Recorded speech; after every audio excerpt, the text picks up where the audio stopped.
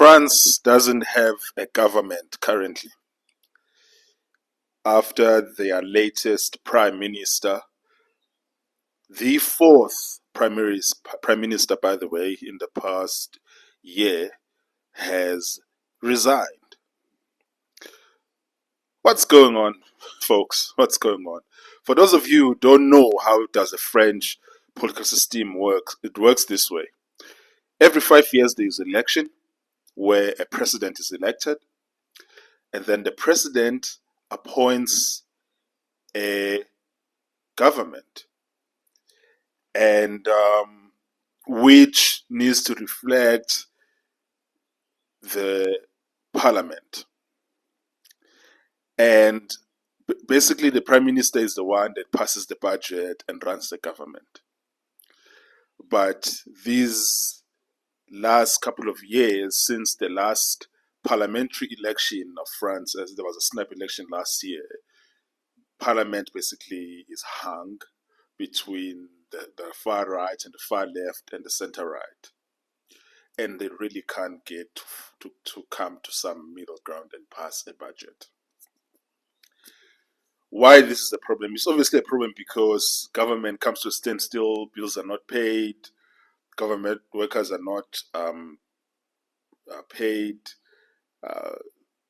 Not so different from what's happening in the US, but a lot more severe because nothing can happen without a budget being passed at all, which is what is happening in France. While in the United States, 80% of the government is operating. It's only 20% that needs to be reopened up. The problem that I'm having with the French situation is this way. As someone who has been studying governance systems throughout the world, which ones are successful, which ones, when I'm saying successful, I measure success not based on which government is able to pass a budget and run an administrative state. I'm talking about which government is able to better the lives of its people, create jobs, create opportunities, bring investment to their countries. And so when I look in terms of which governments are the most successful, I must say that the most successful governments right now, from what I'm seeing, are dictatorships. Yep, that is what I'm saying. Xi Jinping of China doesn't have to worry about any of this bullshit. And from what I'm seeing, he's doing a great job. Millions of Chinese people are being lifted out of poverty year after year. Millions of the Chinese people are becoming millionaires. Millions of Chinese people are getting employment. China is thriving. They've been thriving for the past 50 years. I can't look at the world right now and say that there's any system that seems to me it works better than these dictatorships. And if I put aside China and I look at the Middle East, all of which is dictatorships, they're also seemingly to be doing a great job. Whether it's Qatar, the United Arab Emirates,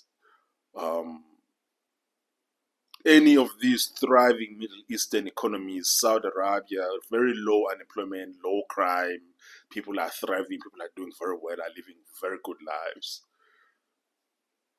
So I look at it and I just think to myself, you know what? Maybe democracy is actually failing. Maybe democracy is not the best way of governing people. But if we are going to go the democratic route, I do think that the American system is better than the parliamentary system. Because every single country that has a parliamentary system has many, many problems. And none of them have what I would call high growth economies. And you get to a point where with these parliamentary systems where success is purely based in terms of, is the government stable? Is it able to survive? Are these coalition governments able to survive? Nothing is said about whether are they creating jobs? Are they eliminating poverty? And I'm saying eliminating poverty not through social welfare and crazy like tax rates. I'm talking about eliminating poverty just through opportunity. Are you bringing investment to your nations? Are you seeing large amounts of investment in technology and research and development? None of these countries that are parliamentary systems are doing very well in that regard. And all of these European nations, as I've said in many other videos, that Europe in the past 50 years have just been they've just been managing their economies and managing them in steady decline. Because the best solution that can come out of this French situation is to get a stable government that's not going to do anything about unemployment, that's not going to do anything about lack of high-paying jobs, that's not going to do anything with the fact that the French people are not happy with the standard of their lives and the cost of living that they're experiencing vis-a-vis the amount of money that they are earning. And how are they going to get these things when the French government and the rest of Europe decided to concede their industrial base to Asia? And because when Europe decided 50 or 40 years ago that they're going to be purely based on financial services and be a services-based economies, they yielded their advantage to Asia. And those are the things that need to be addressed in Europe. And they can't be addressed through a parliamentary system where you need to govern through consensus and you have to govern with people who fundamentally disagree with you, where the only thing that you can do is pass a budget with them. And right now, the only thing that can be done in these governments in Europe where government is by coalition like Germany is just to pass a budget, pay government salaries, do basic services. That is all that they can do. They can't do any bold things. And also, the reason why European economies are where they are, it's not because of anything that Europe has done in the past 50 to 80 years. Because Europe has not done anything in the past 50 to 80 years. Europe in the past 50 years have just been managing their economies. All the advantages that Europe has right now comes from the generations that lived 100 years to 200 years ago, who were pioneers, who were building, who were adventurous, who were not just content with managing things. Every single one of them now, they've been in the state of managing their economies. And subsequently, because they are just managing their economies have been steadily being declining. If you look at the French economy, for instance, the French economy in the past 20 years has not grown more than 2%. The only time where it grew more than 2% was in 2021. Why 2021? Because remember that in 2020, we had COVID pandemic and economic shutdowns, which means that economic activity was substantially reduced intentionally by governments, and therefore when they reopened the economy, you would actually see year-on-year GDP growth, which is not organic GDP growth. It's actually GDP growth that factors in the fact that you are reopening the economy that was 90%, 80% closed. So if you remove the 2021 year where economies were being reopened, France has not had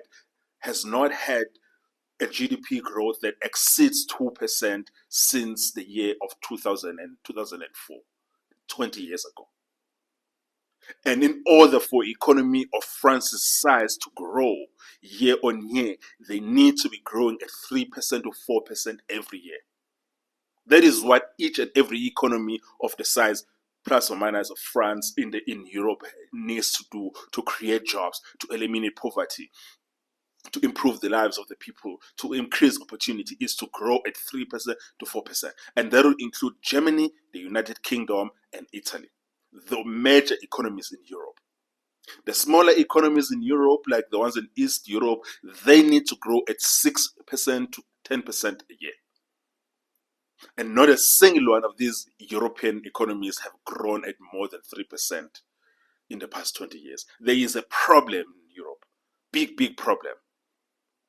And I've already stated in another video before that the only European economy that has a larger economy than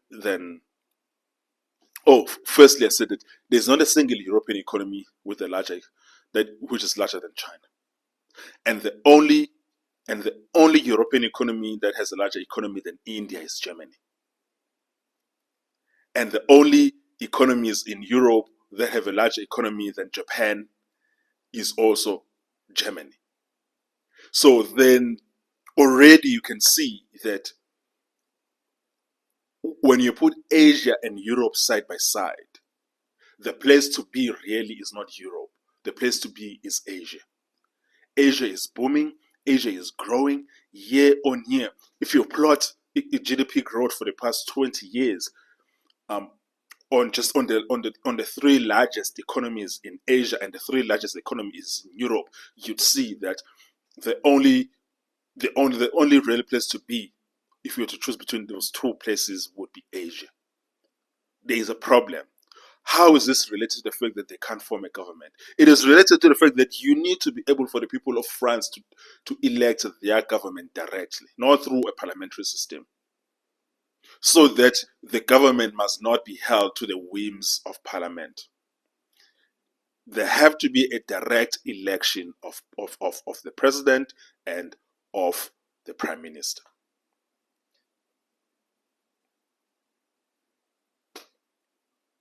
Similarly to how it's happening in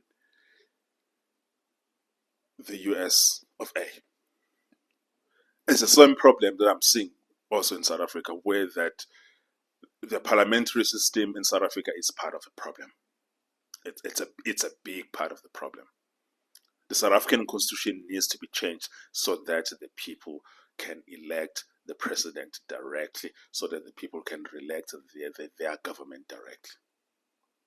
That's the only way to give the government that is elected directly by the people enough security for them to be able to institute the policies that they ran on and be able to actually be secure in doing them for 4 years or 5 years without any interruption. Where the only time that you can be removed from office as a president or as a prime minister is if you have committed a crime, and that will be through impeachment with a 2/3 majority. It can't be through a vote of no confidence, as it is done in the UK or as it is done in France or Germany. A parliamentary system that has some sort of chance of succeeding is a United Kingdom parliamentary system. Why? Because they only have two major parties. In the absence of having too many parties helps to actually give the people an ability to have a stable government that can actually be able to do the things that they've been elected to do. And that is something that the UK parliamentary system has, because it has a left-wing party, it has a left-wing party, and it has a right-wing party, and then even the Reform Party, because if no one gets an outright majority, you can always get a coalition government between the Reform Party and the Tories, who agree broadly on most things. And that would mean that they can actually get things done. Because the only coalitions that get things done are coalitions between the hard right and a moderate right party, or a hard left and a moderate left party. And these sort of coalitions that are happening in Europe of parties that virtually agree on nothing, they cannot accomplish anything. Nothing can be passed, nothing can be done. The only thing that they can do is pay salaries. And government does not exist to pay salaries, folks. Government does not exist to pay salaries. If what your government is doing is just paying salaries and delivering basic services, your government is not even close to doing half of what you're supposed to be doing. There is a problem in France. There is a problem in France. And as I've said before, I'm now starting to lean more and more towards a dictatorship, because the problems that are facing our nations are so large and major and insurmountable that the process of convincing people seems to I'm sorry. It's just, that's really what I've been thinking about. Especially when it comes to South Africa. I'm just like, maybe we just need a strong man here. Maybe that's what we need. Because there's just too much. There's just too much that is going on. Anyways, let me know what you think.